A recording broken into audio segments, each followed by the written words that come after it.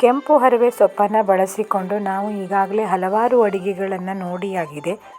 ಹರಿವೆ ಸೊಪ್ಪಿನ ಸಾಂಬಾರು, ಪಲ್ಯ, ಹಾಗೆ ಗೊಜ್ಜು ಅಂತ ತುಂಬ ರೆಸಿಪಿಯನ್ನು ಮಾಡ್ಬೋದು ಇದನ್ನು ಬಳಸಿಕೊಂಡು. ಆರೋಗ್ಯಕ್ಕಂತೂ ಬಹಳನೇ ಒಳ್ಳೆಯದು, ಸಾಮಾನ್ಯವಾಗಿ ಎಲ್ಲರಿಗೂ ಗೊತ್ತಿದೆ ಇದು. ನಾನು ಇದನ್ನು ಹರಿವೆ ಸೊಪ್ಪನ್ನು ಬಳಸಿಕೊಂಡು ಹಸಿ ಇಲ್ಲ ಸಾಸಿವೆಯನ್ನು ಮಾಡಿ ತೋರಿಸ್ತಾ ಇದ್ದೇನೆ. ಊಟದೊಟ್ಟಿಗೆ ತುಂಬ ಚೆನ್ನಾಗಿರುತ್ತೆ, ಮಾಡೋದಕ್ಕೂ ಕೂಡ ತುಂಬಾ ಸರಳ ಸುಲಭ. ಈ ರೆಸಿಪಿಯನ್ನು ತಿಳಿಯೋಣ. ನಾನಿಲ್ಲಿ ಮೊದಲಿಗೆ 1 ಕಟ್ಟಾಗುವಷ್ಟು ಹರಿವೆ ಸೊಪ್ಪನ್ನು ತಗೊಂಡು ಕ್ಲೀನಾಗಿ ತೊಳೆದು ಆದಷ್ಟು ಸಣ್ಣದಾಗಿ ಹೆಚ್ಚಿಕೊಂಡಿದ್ದೇನೆ. ಪೂರ್ತಿಯಾಗಿ ಹೆಚ್ಚಿ ಆದಮೇಲೆ ಈ ಹರಿವೆ ಸೊಪ್ಪನ್ನು ಬೇಯಿಸ್ಕೊಳ್ಬೇಕು. ಇಲ್ಲಿ ಮುಂಚೆನೇ ಒಗ್ಗರಣೆಯನ್ನು ಹಾಕಿಯೂ ಕೂಡ ಬೇಯಿಸ್ಕೊಳ್ಬೋದು, ಇಲ್ಲ ಬೇಯಿಸಿ ಆದಮೇಲೂ ಕೂಡ ಒಗ್ಗರಣೆ ಹಾಕ್ಕೊಳ್ಬೋದು.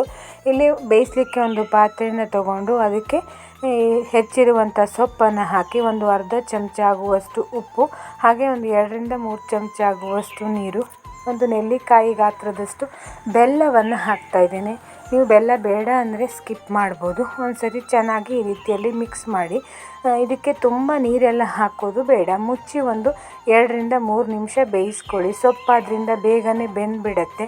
ಮತ್ತು ಇಲ್ಲಿ ನಾವು ಉಪ್ಪು ಬೆಲ್ಲವನ್ನೆಲ್ಲ ಹಾಕಿ ಬೇಯಿಸೋದ್ರಿಂದ ಇದು ನೀರು ಬಿಟ್ಕೊಳ್ಳುತ್ತೆ. ಹಾಗಾಗಿ ನೀರನ್ನೆಲ್ಲ ಹಾಕಿ ಬೇಯಿಸೋದು ಬೇಡ. ಸ್ವಲ್ಪವೇ ನೀರನ್ನು ಹಾಕಿ ಬೇಯಿಸಿ ತಣಿಲಿಕ್ಕೆ ಬಿಟ್ಟು, ಈ ಕಡೆ ಒಂದು ಸಣ್ಣ ಮಿಕ್ಸಿ ಜಾರನ್ನು ತಗೊಂಡು ಅದಕ್ಕೆ ಒಂದು 1/4 ಕಪ್ ಆಗುವಷ್ಟು ಫ್ರೆಶ್ ಆಗಿರುವಂಥ ತೆಂಗಿನಕಾಯಿ, ಹಾಗೆ 2 ಹಸಿಮೆಣಸು ಖಾರಕ್ಕೆ, ಅರ್ಧ ಚಮಚ ಆಗುವಷ್ಟು ಹಸಿ ಸಾಸಿವೆ, 1/4 ಚಮಚ ಅರಿಶಿಣವನ್ನು ಹಾಕಿ ರುಬ್ಲಿಕ್ಕೆ ಬೇಕಾಗುವಷ್ಟು ನೀರನ್ನು ಹಾಕಿ ರೀತಿ ನುಣ್ಣಗೆ ರುಬ್ಕೊಳ್ಬೇಕು.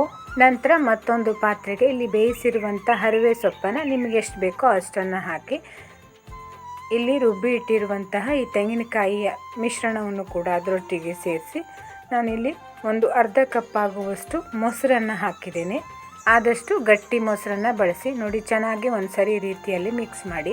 ಹಾಗೆ ಇದಕ್ಕೆ ಮೇಲ್ಗಡೆಯಿಂದ ತುಪ್ಪದಲ್ಲಿ ಒಂದು ಒಗ್ಗರಣೆಯನ್ನು ಕೊಟ್ಟಿದ್ದೇನೆ. ತುಪ್ಪ, ಸಾಸಿವೆ, ಕೆಂಪು ಮೆಣಸು, ಉದ್ದಿನಬೇಳೆಯನ್ನು ಹಾಕಿ ಈ ರೀತಿಯಲ್ಲಿ ಒಂದು ಚೆನ್ನಾಗಿ ಒಗ್ಗರಣೆಯನ್ನು ಕೊಟ್ಟಿದ್ದೇನೆ. ತುಂಬಾ ಚೆನ್ನಾಗಿರುತ್ತೆ ಊಟದೊಟ್ಟಿಗಂತೂ, ಮತ್ತು ಆರೋಗ್ಯಕ್ಕೂ ಕೂಡ ಅಷ್ಟೇ ಒಳ್ಳೆಯದು.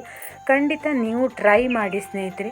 ಇದೇ ರೀತಿಯ ಹೊಸ ಅಡಿಗೆ ಹಾಗೆ ಮನೆಮದ್ದನ್ನು ನೋಡಲಿಕ್ಕೆ ಪರಿಶ್ರಮ ಕಿಚನನ್ನು ಲೈಕ್ ಮಾಡಿ, ಕಮೆಂಟ್ ಮಾಡಿ, ಹಾಗೆ ಸಬ್ಸ್ಕ್ರೈಬ್ ಮಾಡೋದನ್ನಂತೂ ಖಂಡಿತ ಮರಿಬೇಡಿ. ವಿಡಿಯೋ ನೋಡಿದ್ದಕ್ಕೆ ಧನ್ಯವಾದಗಳು.